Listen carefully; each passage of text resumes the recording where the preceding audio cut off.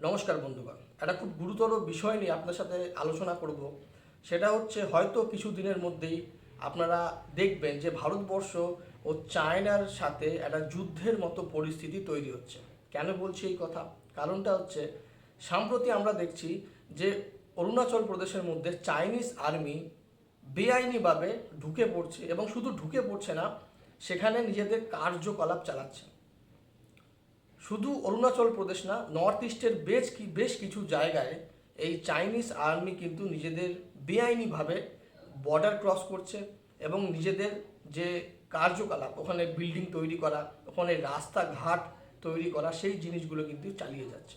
এর আগেও আমরা দেখেছি 1962 সালে যখন চীন ও ভারতবর্ষের মধ্যে যুদ্ধ লাগে, সেই যুদ্ধের পরে চীন কি করলো না, লাদাখের থেকে 30,000 স্কোয়ার কিলোমিটার জমিটা নিজেদের দখলে করে নিল, বেআইনিভাবে নিজেদের দখলে করে নিল, এবং সেই জায়গাটাকে পরবর্তীকালে আকসাই চীন নামে সেই জায়গাটাকে ঘোষিত করে দিল, মানে ঘোষণা করে দিল। তো লাদাখ রিজিয়ন থেকে চীন দখল করে নিল। এইদিকে অরুণাচল প্রদেশের এখন যে তথ্য আপনাদেরকে আমি জানাবো, সেই তথ্যের মাধ্যমে সেটা বলা হচ্ছে যে 90,000 স্কোয়ার কিলোমিটার চায়না অরুণাচল প্রদেশের জমি কবজা করে নিয়েছে। 90,000 স্কোয়ার কিলোমিটার মানে পুরো বলতে গেলে আপনি মানে 60% অরুণাচল প্রদেশ, সেখানে তো পাহাড় আর জঙ্গল, সেই 60% অরুণাচল প্রদেশ কিন্তু প্রায় চায়নার হাতে চলে যেতে চলেছে। কারণ যেভাবে চাইনিজ আর্মি অরুণাচল প্রদেশে ঢুকছে এবং প্রতিনিয়ত সেখানে নিজেদের ডেরা বানাচ্ছে, এবং আমি জানি না কেন এখনও ভারতবর্ষের সরকার জিনিসগুলোকে ওভারলুক করছে, বা তারা জিনিসগুলো জেনেও চুপ হয়ে রয়েছে। আমি জানি না কেন এর বিরুদ্ধে কোনো আওয়াজ উঠছে না। আর যেখানে সোশ্যাল মিডিয়াতে বেশ কিছু ওখানকারী যারা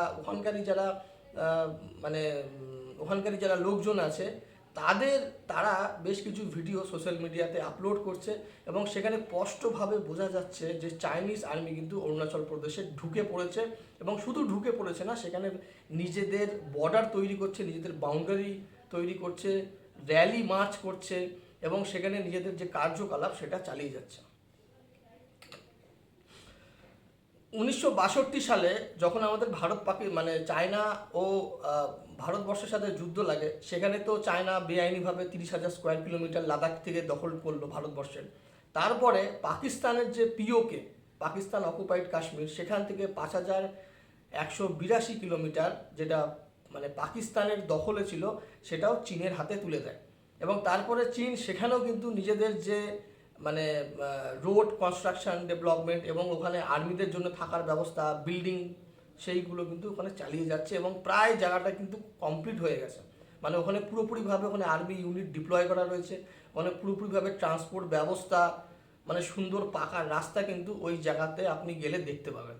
আর এটাই কিন্তু ধীরে ধীরে মানে ভারতবর্ষের মানচিত্রতে কিন্তু চায়না নিজেদের যে মানে কার্যকলাপ, হ্যাঁ, নিজেদের যে দখলদারি চালিয়ে যাচ্ছে। আমি জানি না ভবিষ্যতে ভারতবর্ষের এই মানচিত্রটা থাকবে কিনা, কারণ যেভাবে চায়না ভারতবর্ষটাকে দখল করছে, আস্তে আস্তে করে টুকরো টুকরো করছে, এর পরবর্তীকালে হয়তো ভারতবর্ষের একটা নতুন মানচিত্র আমরা দেখতে পাবো।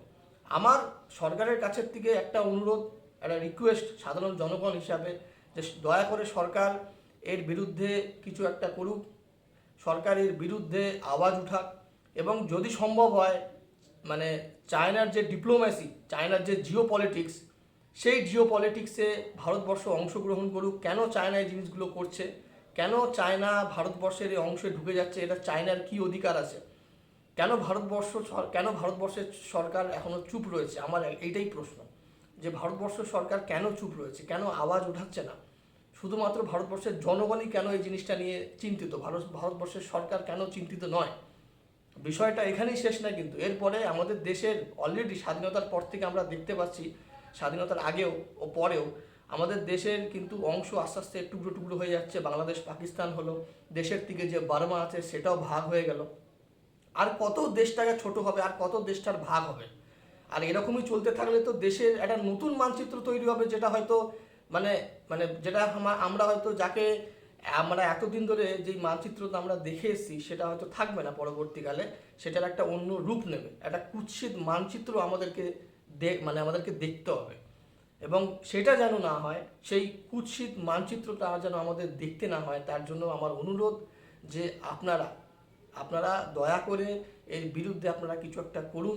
যদি এই ডেটাটা ভুল হয়, যদি আমার এই বলার ডেটা ভুল হয়, বা ইন্টারনেটে বা সোশ্যাল মিডিয়াতে যে ডেটাগুলো রয়েছে সেটা যদি ভুল থাকে, তাহলে আপনারা সেই ডেটাগুলোকে কাউন্টার করুন। আপনারা ডেটাগুলোকে কাউন্টার করুন এবং নিজেরা কিছু তথ্য সামনে রাখুন, যেটা দেখে মানুষ বুঝতে পারবে যে না, চায়না কিছু করছে না, বা চায়না যেটা করছে তাদের এরিয়াতে করছে, তাদের জমিতে করছে, আমাদের ভারতবর্ষে কিছু করছে না, আর এই ডেটাগুলো ভুল। আপনারা কিছু একটা করুন, আপনারা আওয়াজ ওঠান, আপনারা স্টেপ নিন দয়া করে। ভিডিওটি ইনফরমেটিভ লাগলে অবশ্যই একটা লাইক করে দেবেন। আর যারা যারা মানে ভারতবর্ষকে যারা ভালোবাসেন, যারা মন থেকে দেশাত্মবোধ রাখেন, তারা অবশ্যই আমার পাশে থাকবেন চ্যানেলটিকে সাবস্ক্রাইব করে। কারণ আমি একা হয়তো এই যে যুদ্ধ, এই যে সংগ্রাম, আমি একা হয়তো পারবো না। আপনাদের সাপোর্ট আমার চাই, দয়া করে আমার পাশে থাকবেন। নমস্কার।